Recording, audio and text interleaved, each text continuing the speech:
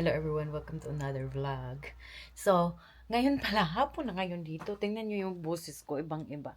Ngayon pala is Monday.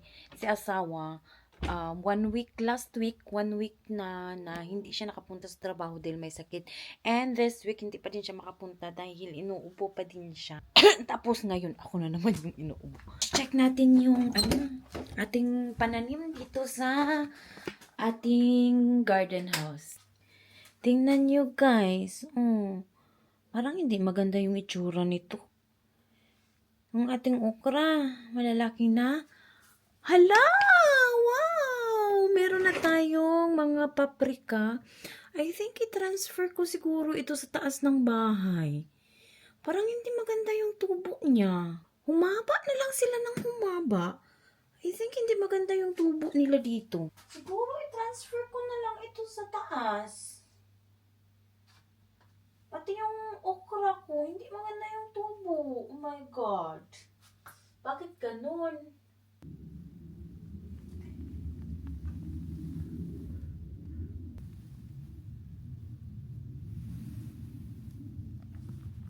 I-check pala natin yung buto na nilagay natin dito na experiment ko ba.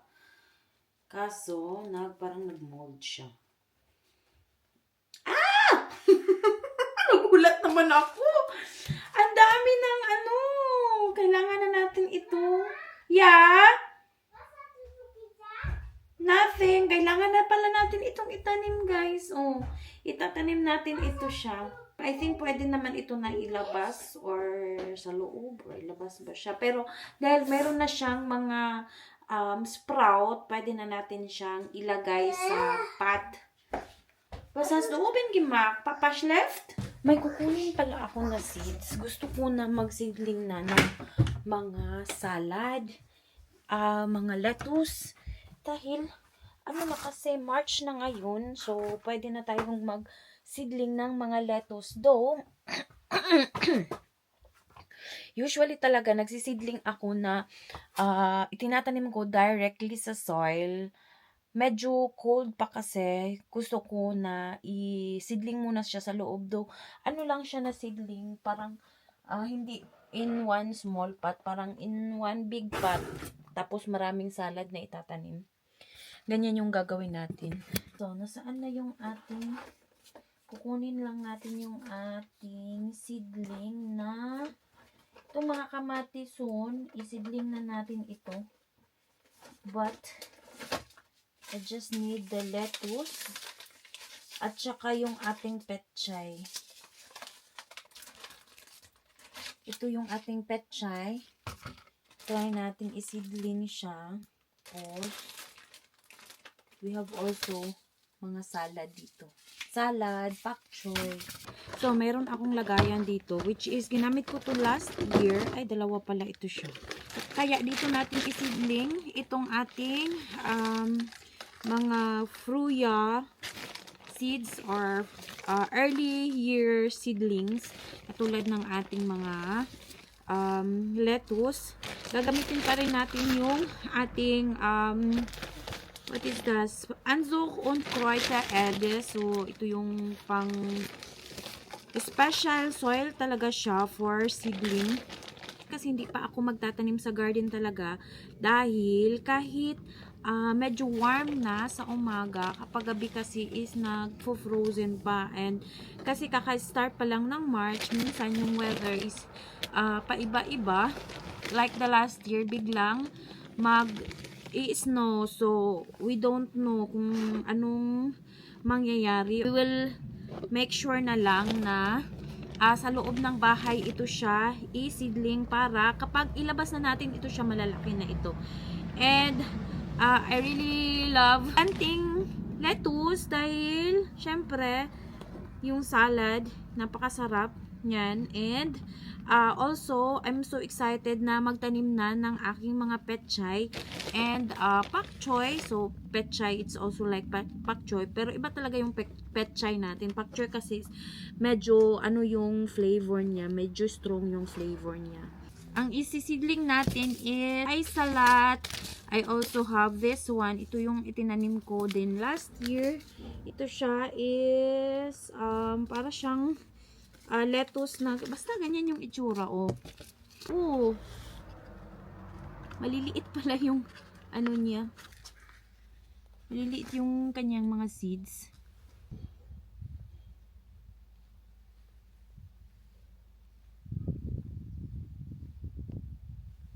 Bali, tigda 2 tray lang itong salad natin. Medyo marami yung nailagay ko sa iba ba. Just the same. Ito siya na lettuce cough salad. Ang dami! Ang dami kong nalagay. We will see kung gaano siya kadami. This one, ito yung ating petchay. I'm so excited. Kaso ito na lang yung natira sa aking mga petchay.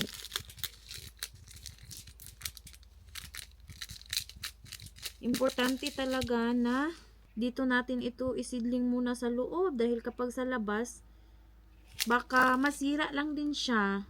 Last year, last autumn, nagsidling ako nito. Tapos, hindi na siya gumana, hindi na siya lumaki dahil sobrang warm na pala.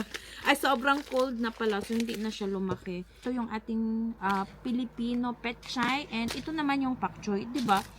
Naglibog talaga ako kung ano yung... Naglibog. Hindi ko talaga alam kung ano yung difference niya. Pero para sa akin, it just looks the same. And para pa lang din siyang petchay. Pero yung seeds niya ay black. Para lang din palang petchay. Yung black lang yung seeds sa ano. Dito kasi sa Germany, may mga nabibili na maraming pak choy sa garden center, pak choy seeds. Walang petchay. Kaya, kung gusto ko magtanim ng petchay, kailangan talaga yung magdadala ako from Pinas or yung if may mga Pilipina na magpapadala sa akin ng seeds. Medyo napadami yung salad na itinanim natin. Isinidling natin. But I'm so excited for this one. Unti-unti nang dumadami yung ating pananim. So, lagyan lang natin ng some soil. Some soil here. Maganda yung weather ngayon. Mainit siya, pero malamig. Yun bang mainit, yung sikat na sikat yung araw, pero malamig siya. Hindi ka pagpapawisan. So, maganda yung ganyan na weather. Kaya lang, itong ganitong weather talaga, in the night is, nagpo-frozen pa. May time pa din talaga. I think soon, maybe in the next week, magpo-frozen pa yung soil. Yan yung pinaka iniiwasan natin na magtanim na nagpo-frozen pa yung soil.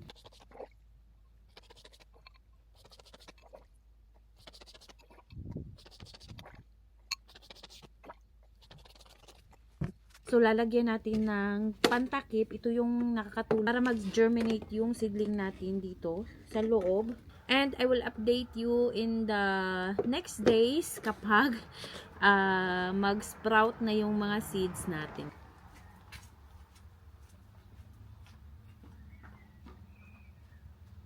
Dito pa rin natin ito siya ilagay. Dahil meron na tayong seedling light dito. So ngayon, hindi pala ako naglinis ng garden dahil na busy ako. Soon, ipagpapatuloy natin yung paglilinis sa ating garden. Pero excited na din talaga ako. Meron pa tayong mga naiwan na mga seedlings. So, i-keep natin ito dahil kapag hindi maganda yung tubo ng ating mga itinanim, so meron pa tayong pang extra. Dahil soon makakapagtanim na tayo sa garden. Excited na talaga ako na makapagtanim dahil makakasave talaga. Malaki talaga yung tipid namin. Lalo na sa amin na nagtitipid talaga kami dahil hindi naman kami mayaman dito sa Germany. So, any possible ways na makakatipid kami, na makakatulong ako sa aking asawa. So, yan yung ginagawa ko. Ay, nakalimutan ko yung ating yung ating, kailangan natin itong itanim. I-update ko din pala kayo sa ating sayote. Ito na yung nangyari sa kanya. Yeah. Marami na yung kanyang mga dahon and mahaba na yung kanyang sanga. Hopefully, magpapatuloy na siya dahil may nakita ako dito na parang nasira na siya. Pero, marami naman yung Hello! Yeah. Marami naman yung kanyang mga, mga sanga-sanga or mga sprout. Yan na din, Max, do! Ay, anak, you use your jacket because I also will go out. Yeah, so, hopefully, magpapatuloy ito dahil yung isang sayote natin is nasira talaga. Wala na, nasira na siya. Chinek ko pala dito yung itinanim ko noong nakaraan na mga lemongrass. Ito yung itsura niya. Hindi ko kasi siya pinasok sa loob and maganda sana kung nasa loob ito ng garden house. Kaso yung garden house natin nasira nga siya. Yeah? It's okay. Nasira nga siya kaya nandito lang ito sa labas. We will see kapag warm na kung kung babalik siya. Dalawa pa naman ito. Yung isa is nandito.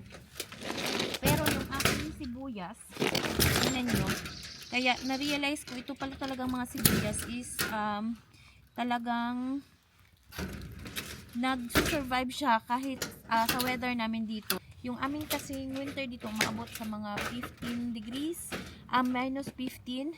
So, hindi naman naaapektuhan ang aking mga sibuyas.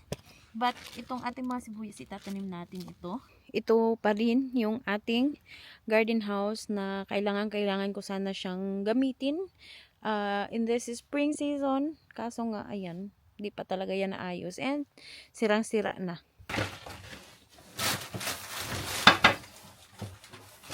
Nish, das. Put it inside there. Uy. Come raus. Mama, ich möchte das. Na, das darfst du nicht. Das. Es ist viel zu gefährlich. Mama, Nein, nein. das. Nein. Gefährlich. Meron tayo ditong pinagbungkal ng mga Malvorf. Anong pangalan ng Malvorf sa English? Maganda ito, taniman natin. I-mixan lang natin ng yung seedling soil. Maganda din kasi itong klase na lupa, yung pinag-anuhan nila. Yan din yung problema namin dito sa lawn namin, sa aming garden, dahil maraming ganyan na mga animals dito. Yan yung sumisira sa mga lawn, syempre sa mga grass. Kapag gumagawa sila ng ganito, nabubungkal yung mga lupa. Tapos, kapag nauulanan, ito naman, hindi naman masyado dahil nasa ilalim ng trampoline ni anak. Pero, marami din kasi doon sa taas, bungkal nila. Tapos, kapag maulanan, magiging, na siya, malapok na siya.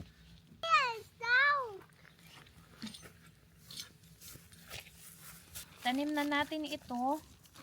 Akala ko kasi na dry na siya. So, ayan. Nakakatuwa. Tingnan nyo naman, oh. So, ganito na. Meron ng mga parang sprout. Ilagay ko na lang dito sa taas yan para magpatuloy siyang tumubo. Tapos lagyan lang natin ng soil on top. Kapag naman dumami na ito is i-transfer naman natin ito sa lupa. Ich bin here!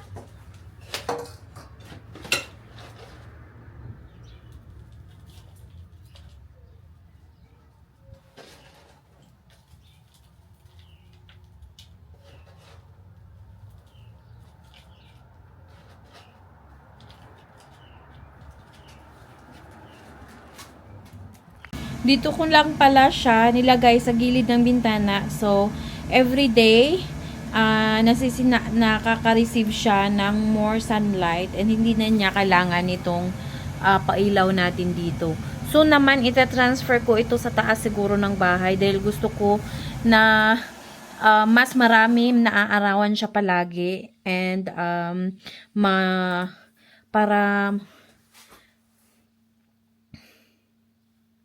para yung natural light talaga, yung natural siguro dadalhin natin yan sa taas. Yung window kasi namin sa taas is yung window kasi namin sa yung window kasi yung bintana kasi namin sa taas is medyo pa ganun siya and malaki siyang space na talagang nasisinagan ng araw kaysa sa bintana namin sa baba. So, I think soon, maybe next week or next days, dadalhin ko ito sila doon or before ko sila or before i-transplant ko muna sila. But we will see. Ito kasi, nakikita nyo yan, sobrang haba ng kanilang stem. It means hindi maganda yung kanilang tubo and it needs more sun. Guys, tignan nyo naman itong aming liguan na puno ng orchids. So, it's time na naman. Every week ko pala na hindi pinapaliguan, pero isinusok sa water itong aking mga orchids dahil this summer, every week ko siyang ginagawa. Kung winter season naman is every 2 weeks. Itong orchid na ito is parang 3 months na ito siya. And tingnan nyo naman, still namulaklak pa din. And yeah, ito yung pinaka-paborito ko talaga sa orchids na ito. Dahil una is parang dalawa lang ito siya. Itong kinat ko is mga ano na yan siya, mga tapos na siyang namulaklak. After niyang natapos na mulaklak is may sumibol siya dito na mga bulaklak. And ito is bago din ito siya. So, ayan. I'm very happy dahil noon kasi hindi ako marunong mag-alaga ng mga orchids. Talagang ang dami kong orchids na naitapon. Dahil nga, itong ganitong mga orchids is kailangan talaga siyang alagaan. Very sensitive niya. And ang ginagawa ko pala, pag kailangan na nila ng dilig is isinusoko siya sa tubig mga 6 hours. And yeah, isinusoko sila sa tubig. So, ayan. Ito is may bago na naman siyang bulaklak. Ito is namumulaklak pa. And this one, sisibol pa ito. And hopefully, meron pang sisibol dito. Kapag kasi itong may ganito, meron pang, may possible pa na merong orchids dito. So, ayun. Sobrang ganda. Ito naman is, binigay ito. Ito yung pinaka-latest na orchids natin. Meron siya, ito dito, tinanggal ko kasi nabali siya. Wala naman siyang bagong bulaklak, pero ito, meron dito, ayan, meron dito, tsaka ito siya, so mamulaklak yan siya.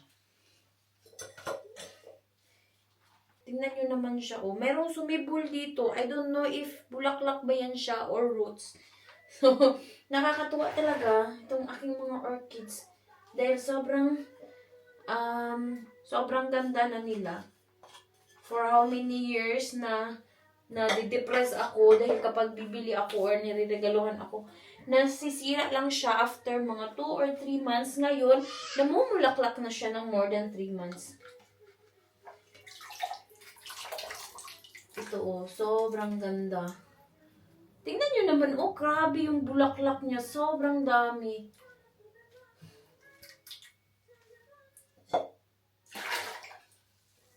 Ito naman siya, oh, merong possible na bulaklak dito.